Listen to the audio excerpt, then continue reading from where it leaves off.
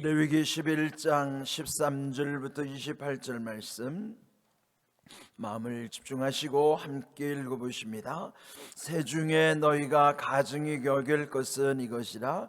이것들이 가증한즉 먹지 말지니 곧 독수리와 솔개와 물수리와 말똥가리와 말똥가리 종류와 까마귀 종류와 타조와 타흐마스와 갈매기와 새매 종류와 올빼미와 가마우지와 부엉이와 흰올빼미와 사다새와 너새와 황새와 백로 종류와 오다새와 박쥐니라.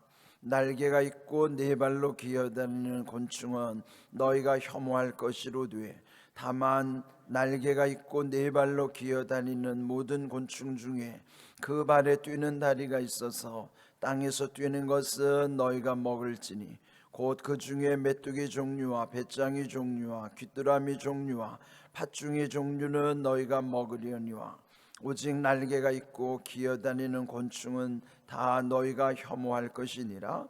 이런 것은 너희를 부정하게 하나니 누구든지 이것들의 주검을 만지면 저녁까지 부정할 것이며 그 주검을 옮기는 모든 자는 그 옷을 빨지니 저녁까지 부정하리라.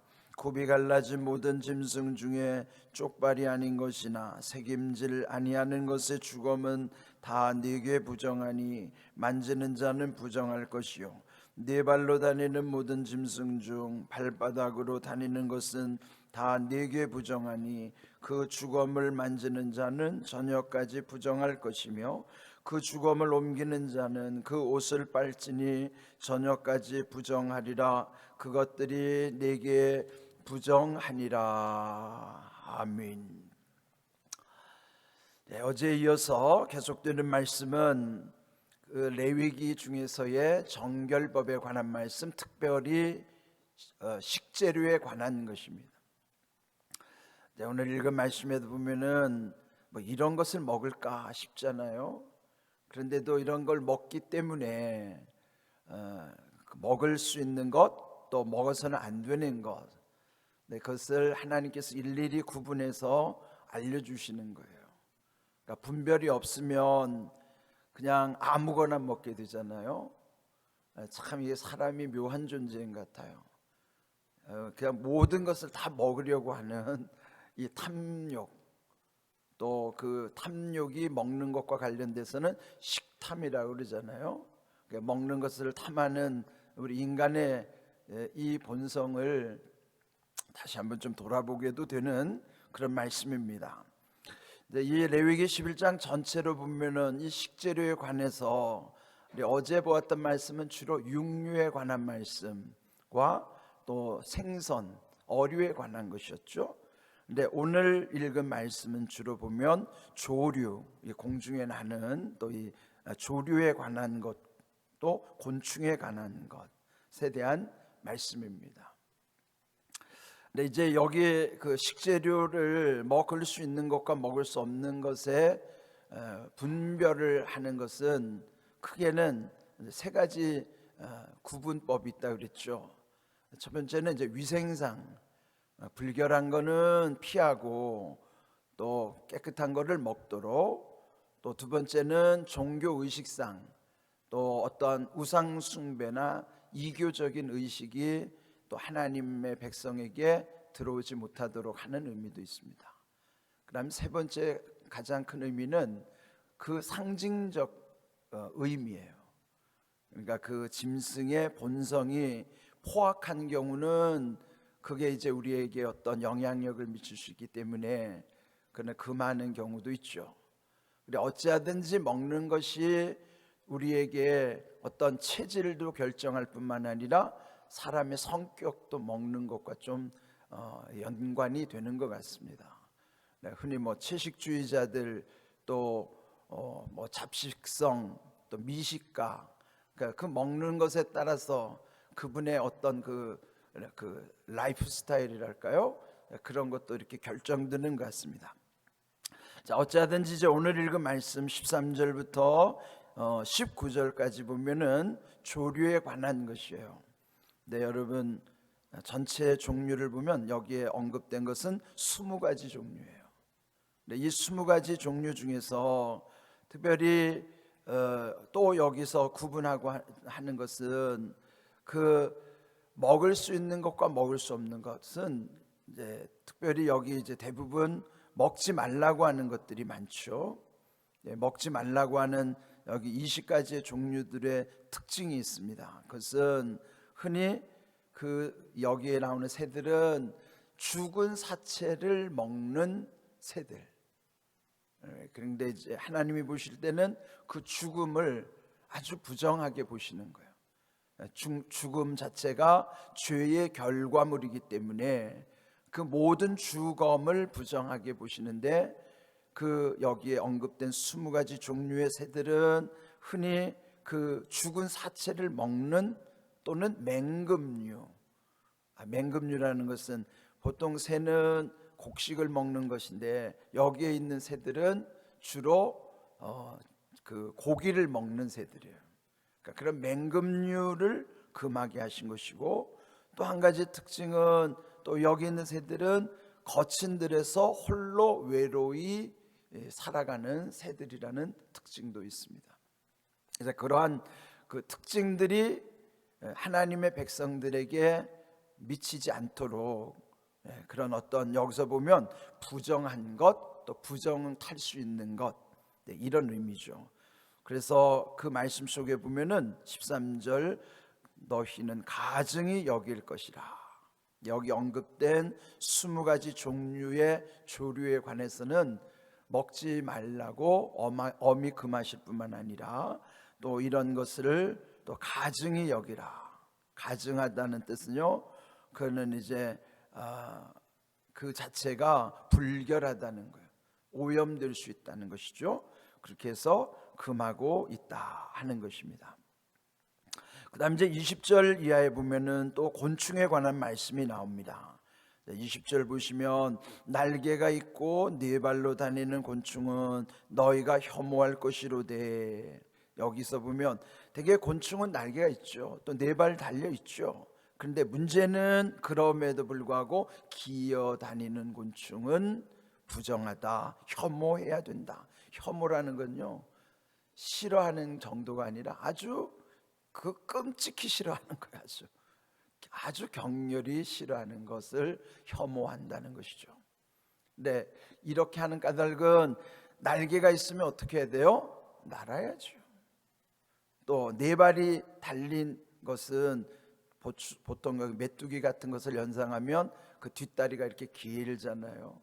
그러니까 아주 껑충껑충 뛰는데, 그런데 날개도 있고 네 발도 있는데 기능하지 못하고 기어다닌다 이 말이에요. 있으나 마나한 거예요. 예? 그 기능을 다 하지 못하고 있으나 마나한 것을 하나님이 이거를 혐오스럽게 보시는 거예요. 그러면 그 곤충 자체가 날개가 있고 네 발이 달려 있으면은 그 기능대로 하는, 이를테면은 메뚜기 같은, 여기 특별히 그 중에서 22절 보면 먹을 수 있는 것들을 또 언급하세요. 메뚜기 종류, 배짱이 종류, 깃도라미 종류, 팥중이 종류는 먹을 수 있다. 그런 날개도 있고 네 발이 있지만 그래도 날아다니고 뛰어다니니까 그건 제 기능을 한다는 거예요. 그런데 그렇게 안 하고 기어다니는 그런 곤충은, 그거는 혐오하라. 네, 이런 걸 보면요, 하나님이 우리에게 주셨는데 쓰지 못하면 하나님은 그걸 혐오하신다는 의미도 돼요. 하나님이 우리에게 주신 것은 활용하라고, 즐기라고 주신 거예요. 그러면 그것을 잘 활용하는 것을 선용한다고 그러잖아요. 악용하면 안 되고, 그럼 하나님이 주신 기능을 선하게 써야지 악하게 쓰면 안 되죠. 또는 못 써도 안 되죠. 하나님이 주신 것은 잘 써야 되는 선용의 의미가 있어요. 그런데 우리 주변에 보면은 하나님이 주신 것을 악용하는 사람도 있죠. 이를테면 건강한 것은 하나님이 주신 얼마나 좋은 선물이에요. 그런데 이 건강을 가지고 잘 활용해서 하나님이 기뻐하시는 일, 우리에게 유익한 일로 쓰면 좋은데, 건강하기 때문에 죄 짓는 데다가 온통 집중하는 사람들도 적지 않아요. 차라리 건강하지 못하면 죄들을 짓지 않을 텐데, 건강하기 때문에 죄를 잘 짓는 사람들이 있어요. 그 하나님 보실 때 그는 뭐예요?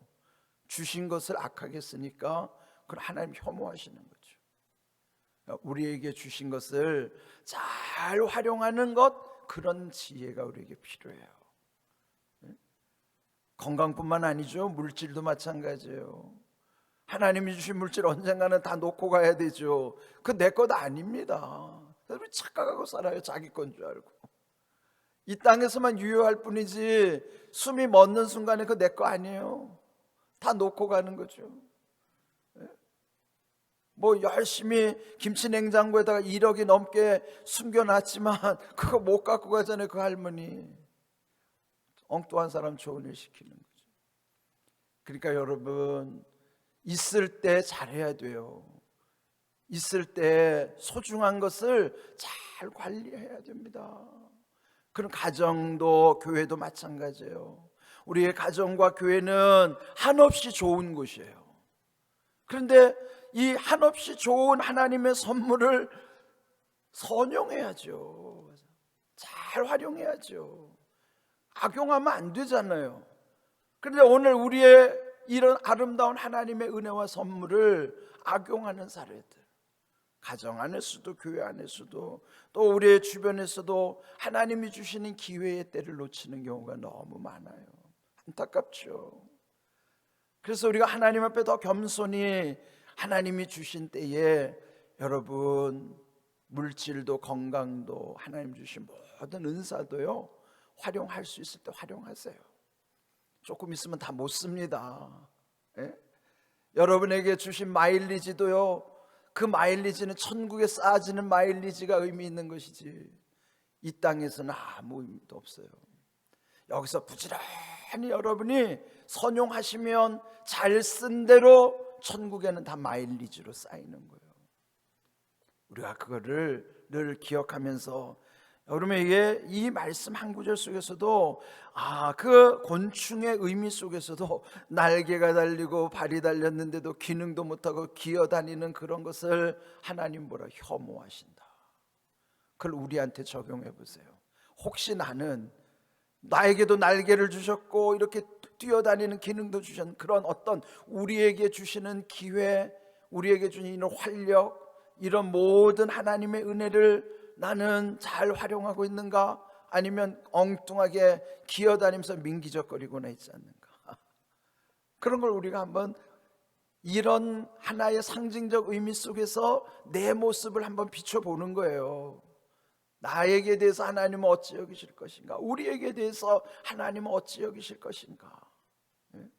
그런 모습이 결국은 하나님이 이런 모든 것 속에서 우리를 깨닫게 하시는 것이다 하는 것입니다. 이런 식재료 먹는 것까지도 거기에는 하나님의 뜻이 담겨 있는 거예요. 성경을 읽다 보면 어제도 성서주일이라 그 말씀 나눴잖아요. 성경은 이 구약 창세기서부터 저 신약 끝에 있는 요한계시록까지 관통하는 하나의 주제가 있잖아요. 그 관통하는 거, 일관 하나로 꿰고 있는 거, 관자가 꿰일 관자거든요. 그게 하나님이 처음 결정하신 초지, 처음의 뜻, 그것을 하나로 꿰는 거, 일관, 그걸 초지일관이라고 하는 거예요.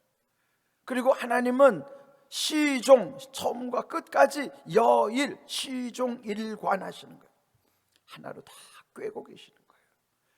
문제는 우리가 변덕스럽고 우리가 그냥 한결같지 않아서 문제이지, 하나님은 시종일관 하시는 하나님이고 또 초지일관 하시는 하나님이에요.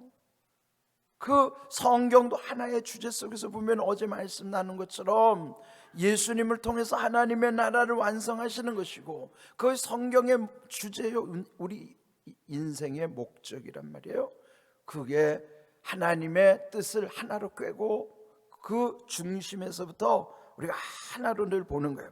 오늘 읽은 말씀도 결국은 그 하나님의 나라의 거룩한 백성의 모습을 여기에 비춰주시는 거예요. 그런 뭐예요? 일관성이죠.